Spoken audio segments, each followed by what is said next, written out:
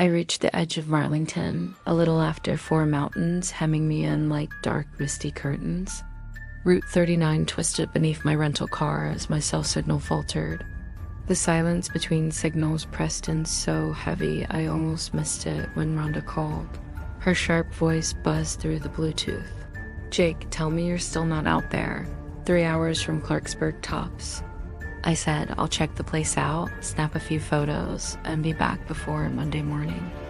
"Look, I get you inherited the property, but this is off the roster and our deadline's coming up." She snapped. "Appraise it and move on. The Deerfield pitch is priority 1. "It's just a cabin," I said as I turned the wheel. "Out in the middle of nowhere, I'll be quick. No sentimental attachment or staying longer than necessary." "Okay, no attachment," I murmured. "I haven't seen Uncle Tucker since college. He became a hermit over 10 years ago. He stopped calling. The family thought he was off his meds, maybe schizophrenic." She paused, then softened enough to be polite. "Well, be careful. We need you back here." The call ended abruptly, and I didn't try to call her back. I parked in a gravel lot by a small cafe painted Robin X blue with white trim.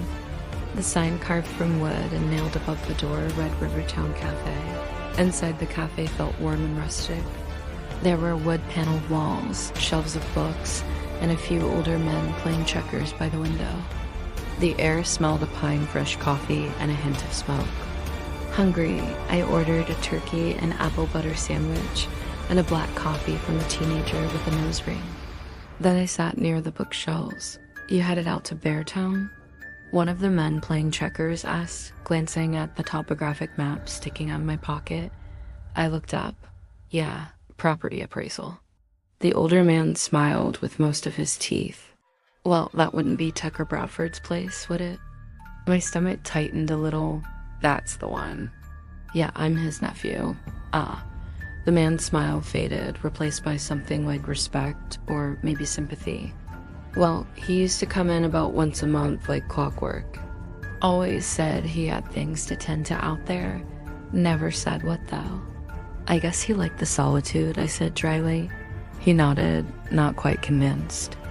"The thing is since he died, strange things have been happening by Beartown State Park. It's right near your uncle's place. Critters disappeared. Not even raccoons in the trash. Hell, my son's a ranger. It's too quiet out there," he says. I gave him a polite smile and turned my attention to my sandwich. I'd spent enough time in small towns to know that folklore and superstition were just a way to pass the time. After eating, I left a 5 on the table and walked back to my car. The sun had dropped lower in the sky. I left the main road, following a dirt path as the GPS signal bled away.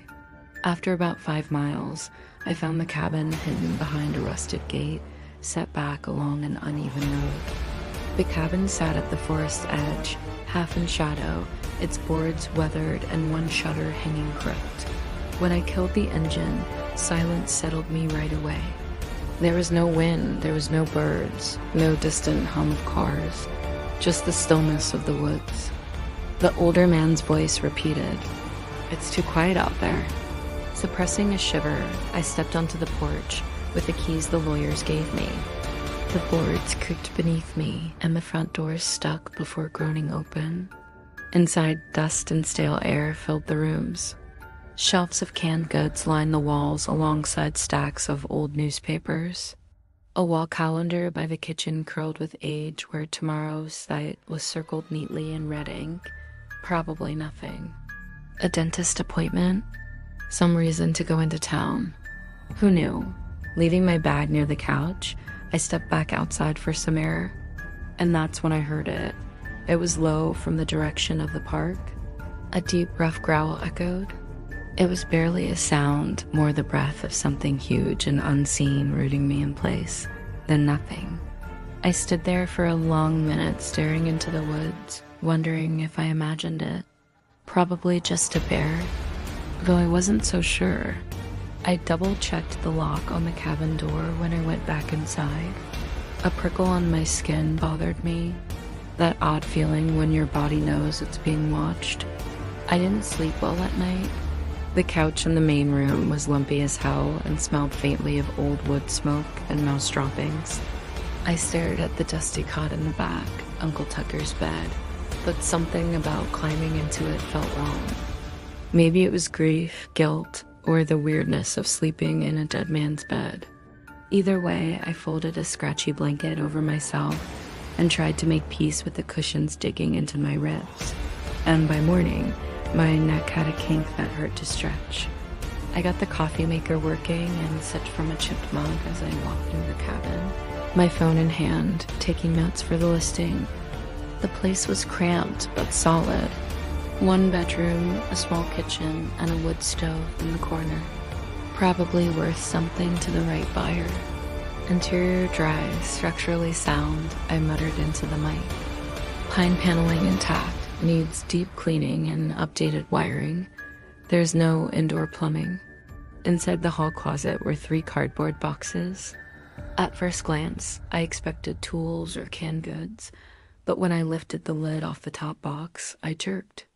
Bones, small ones, arranged carefully, almost delicately, clean and yellowed like they'd been boiled. A few were bundled with twine and feathers, black, gray, striped, and speckled. There were bits of fur, folded cloth, and what looked like a curled mummified paw. I stared at it for a long minute before replacing the lid, deciding not to record anything about whatever the hell that was. That second box was the same, but the third held an old leather-bound notebook scuffed at the corners. I thumbed through the first page and noticed my uncle's cramped, slanted handwriting. April 17th. Moss is creeping closer to the stone again. Offered squirrel and bloodroot. Kept watch till dusk. I closed the journal and slid into my backpack for later. I didn't have the energy to go down that kind of rabbit hole. There was too much pressure with the Deerfield pitch looming.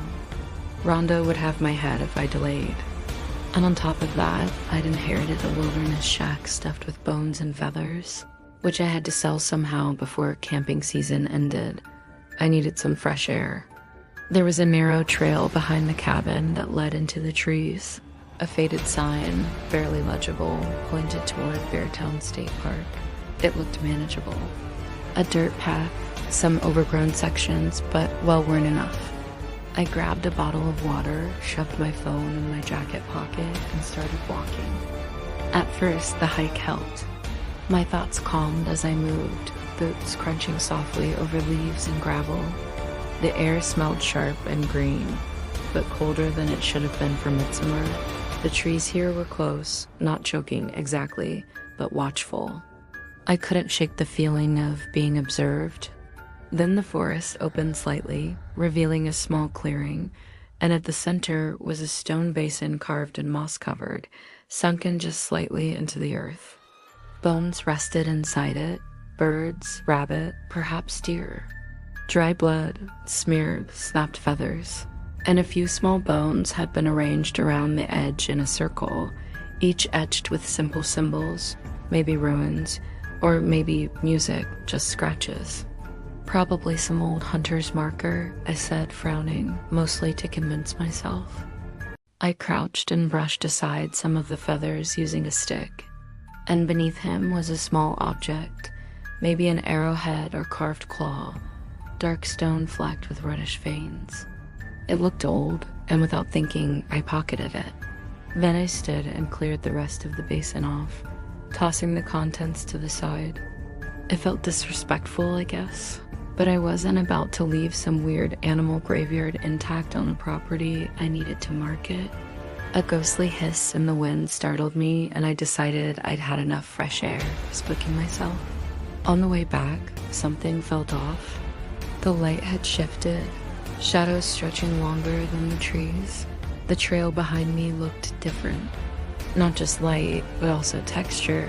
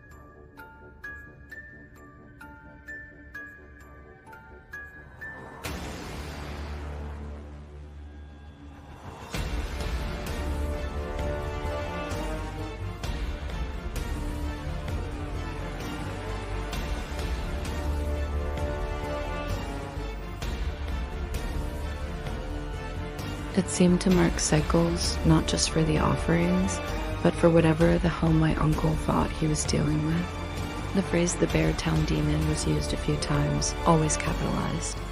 It sounded like something out of folklore or a cryptic subreddit. Then I hit one of the last entries. I missed the moon. Car accident. Hospital kept me overnight. Nothing I could do. Try to offer the next day, but the stones were warm. It knows, and I think it woke up angry. I closed the journal and left it on the table while I stared at the counter. A pile of paperwork sat by the sink, most of it yellowed or damp from a ceiling leak. I sorted through it with one hand and found the hospital discharge papers. They dated last month. Uncle Tucker had been released 4 days before they found him again. Dead this time.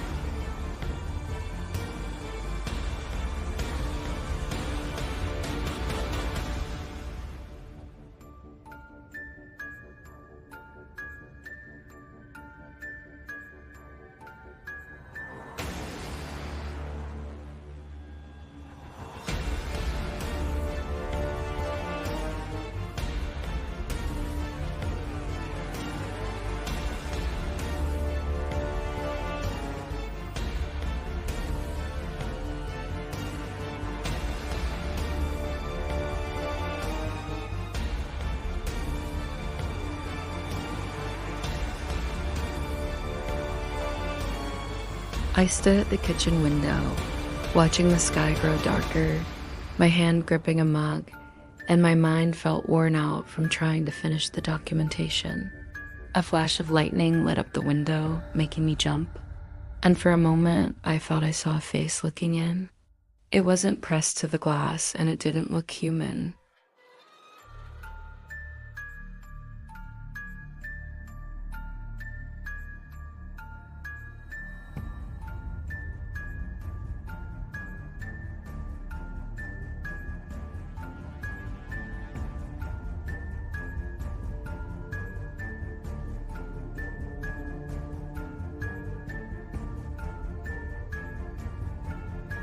But still, I closed the windows. The storm grew stronger, thunder boomed so loudly that I felt it in my chest. I tried to tune it out, turning on the old radio on the shelf above the wood stove. Only static came from the speakers. I fiddled with the dial, but all I heard was a low, steady sound. It wasn't music or voices. It sounded like a gurgled, distorted growling. I shut it off.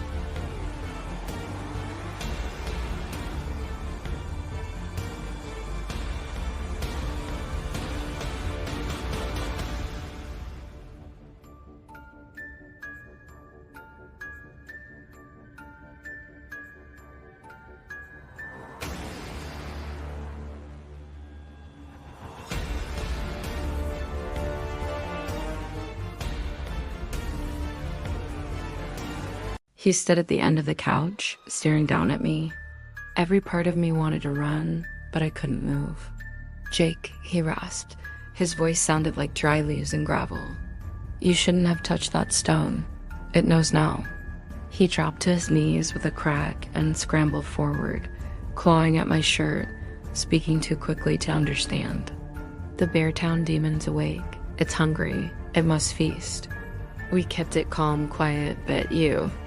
His mouth stretched wider than it should have, his jaw unhinging as he let out a roar that shook the walls. I bolted upright, gasping, sweat dripping down my back.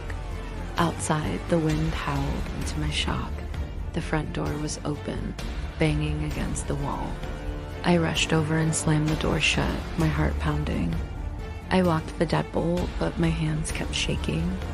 Hadn't I locked it? How did it even open? Rain covered the front porch. There were no footprints, no sign of anyone, only the wind in the woods. I paced, trying to calm myself. It was only a dream, only a storm, just stress, deadlines, an uncomfortable couch, and a bad night's sleep. But still one question kept coming back to me. Do I leave tomorrow? No doubt that I should leave all this terribleness behind me and never look back. But deep down, something told me to stay and find out what Uncle Tucker had really been doing out here all this time, and what was happening to me now. By late morning, the storm hadn't let up. Rain thudded against the roof and slithered down the windows in heavy sheets, turning the dirt path outside into a muddy trench. I hadn't slept much, and I'd stopped trying to answer Rhonda's calls or texts. 6 messages and 2 missed calls with her name in all caps waited on my phone, but I didn't care. Not anymore. Something was wrong here, and I couldn't pretend it wasn't. I started going through the cabin again, slower this time, like maybe I'd missed something during the first few walkthroughs. Everything seemed ordinary besides the bone and feather closet. In the back room, I crouched by the cot I hadn't touched since I got here. And that's when I noticed the edge of a storage box poking out from behind it. It was heavy as I dragged it out and flipped open the lid. Inside I found a stack of old newspaper clippings, handwritten notes, and yellow printed pages. Some had underlines or scribbles in the margins. Every piece focused on the same subject, written in bold black ink. The Beartown Demon. A lump rose in my throat. I sat cross-legged on the cabin floor, flipping through the pile while thunder rumbled in the distance. Some articles reported old disappearances. Hikers found crushed in strange ways or not found at all. A few locals talked about the thing in the rocks. Others dismissed it as superstition. But my uncle didn't. He had written his own notes, a lot of them. The demon sleeps in the cliffs when the packed dish is honored. It feeds when the ritual is broken. Always on the full moon, no exceptions. The mantle isn't chosen, it's passed. And near the bottom of the stack, I found a hand-drawn charcoal image on torn paper. I paused before turning it over. It was a creature hunched and huge with a sunken face and deep-set eyes like pits. Something antler-like rose from its skull, like twisted tree roots from a corpse. Its fingers were too long, its mouth too wide, my skin crawled. What the hell? It looked eerily similar to what I saw in the window last night, sending a wave of déjà vu throughout me. There were also descriptions and details about how the demon behaved. It hunted only when the offering was missed, choosing animals and people alike. Bones shattered, organs ruptured, no bite marks, no flesh eaten, just broken, crushed, and left behind like my uncle. My stomach twisted. He was released from the hospital 4 days before they found him. After he missed the full moon, missed his offering, just like I had the day after I came. The cabin felt colder than before, or maybe I was just shaking. I stood up quickly, almost spilling the box. My hands moved on their own, grabbing what I could. The bundles of bones, and feathers, and the stone claw I'd taken from the altar, still in my jacket pocket. Outside, the rain fell even harder, almost as if it wanted to keep me inside. But I kept going, squinting through the downpour, my boots sinking into the mud. I followed the trail, slick with moss and water, until I found the clearing again. The altar was still there, dark, wet. I knelt, my fingers numb, and gently placed the bones into the basin. Then the feathers and bits of fur. I put the claw in last, right in the center. Lightning cracked overhead, zapping me with an unsettling feeling. There was a pressure in the air as if the woods were holding their breath. Then something moved in the trees behind me. I stood, heart thudding in my ears. A shape emerged from the gloom, half shrouded by mist and branches. It was bigger than I thought, broader. It moved slowly, its limbs exaggerated and joints twisted as if it were crawling and walking at once. Its face matched the drawing, slack, sunken with deep black ancient eyes. The antlers, or roots, whatever they were, looked slick in the rain and gleamed like bone. It stopped at the edge of the clearing, and we stared at each other across the basin. The offering sat between us, soaked and trembled on the stone. I didn't move, neither did it, until it tilted its head. Not curiously or beastly, but like it was thinking. An awful realization slammed into my sternum, taking the air from my lungs. It remembered me. It knew I had touched its offering and stolen from it. It charged like a monster from hell. I bolted back down the trail, my feet slamming on the slippery ground. Fire lit my lungs, and my heartbeat droomed into my skull. But no matter where I went, I always ended up back at the altar. The woods bent around me, reshaping the trail. Sunken paths deepened like open mouths. Boulders loomed at the edges, shaped like sleeping beasts. The cliffs and the stone walls began to close behind me, moss growing faster than it should, slick and black and swallowing the forest. And somehow it was night already. The thing didn't chase me, but it stalked me. It was always there, always behind me, and I heard its guttural breathing and the scrape of claws on rock. Its rancid stench filled my nose with damp earth, rotting meat and blood. There was no escape. The ritual had failed. My uncle had died, but the demon still demanded an offering. Someone had to take the mantle. Did it want me to choose? It could have killed me in seconds. I grabbed a jagged rock from the altar's edge and dragged it across the inside of my palm. My breath hitched at the sting. I held my bleeding hand over the basin and let drops fall onto the bones and feathers. The blood hissed as it hit. The demon's hot and sour breath curled on my neck, and then everything stopped. No growling, no pants, no chasing. The moss pulled back from my boots as if retreating, shrinking into the cracks. The cliffs opened again. Wind rustled the branches. But this time, it carried life. Bird song, the chirp of crickets, and the squeak of something small moving through the brush. The woods were waking up. It was over. The demon was pleased for now. I didn't look back as I made my way to the cabin, partially afraid that I'd see something following me. By the time I reached the porch, the sky was a soft gray, stir with the first light of dawn. Rhonda had called 12 times. I silenced the phone and poured myself a mug of cold coffee, washing away foamy cotton mouth. The calendar caught my eye again. It was a gate between calm and chaos, between the silence and what wakes with the moon.